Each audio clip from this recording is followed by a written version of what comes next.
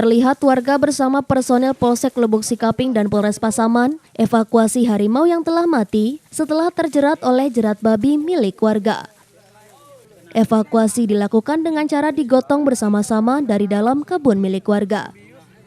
Untuk sementara harimau dievakuasi ke Polsek Lubuk Sikaping menunggu tim BKSDA untuk melakukan pemeriksaan awal penyebab kematian hewan buas tersebut. Setelah dilakukan otopsi awal, tim medis dari Taman Marga Satwa Budaya Kinantan Bukit Tinggi mengatakan tidak ada ditemukan luka serius pada hewan buas tersebut. Kematian harimau Sumatera diduga karena lemas dan gagal pernafasan serta dehidrasi karena cuaca panas. Untuk mengetahui penyebab lain kematian harimau Sumatera tersebut, tim PKSD akan membawa harimau tersebut ke labor Rumah Sakit Hewan Kota Padang dan akan dikubur sesuai SOP di halaman kantor BKSDA Kota Padang. Ibtu Yufrizal Kapolsek Lubuk Sikaping menyampaikan, semenjak ditemukan oleh warga, personel Polsek langsung mengamankan lokasi TKP dan melakukan koordinasi dengan pihak PSDA. Yufrizal juga menghimbau masyarakat agar mengurangi aktivitas di lokasi harimau terjerat guna mengantisipasi adanya harimau lain yang masih berkeliaran.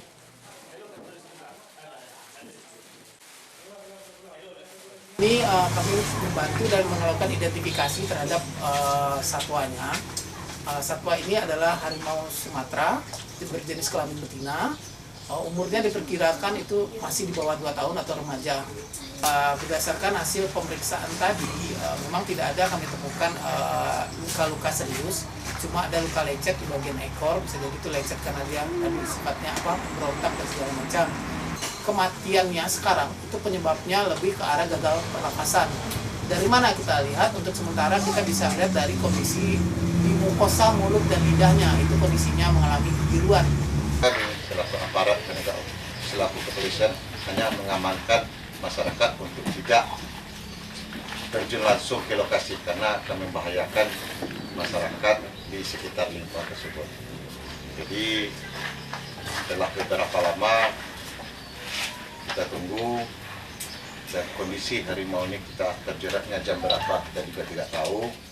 Yang jelas informasi ini kita dapat sekitaran jam 9. Dari Pasaman, Sumatera Barat, Aryo Hanas, iNews melaporkan.